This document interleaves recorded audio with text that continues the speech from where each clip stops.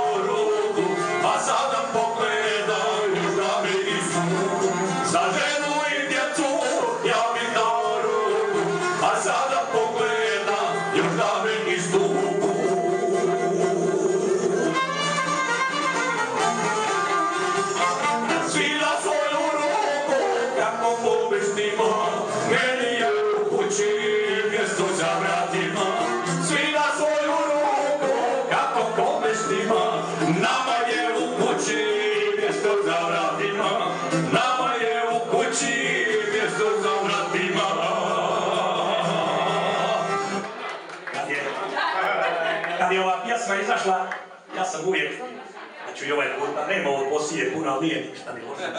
Ispričam je uvijek vic koji sliči ovoj pjesmi. Kad se Bosančić oženio, i on je jedan oženio Mađaricu, valjda nije mogu drugi naći. I sad ona kako je jedna došla, pa sve su nju malo prezirali, pa nju su malo važavali.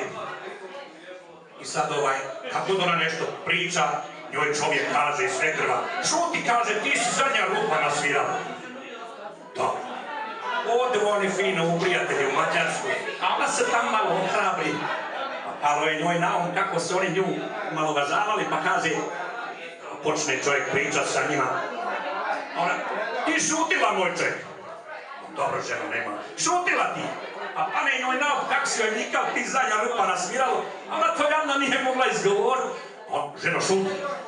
Ma šutila ti, kaže, ti si zadnja svirala na moju rupu.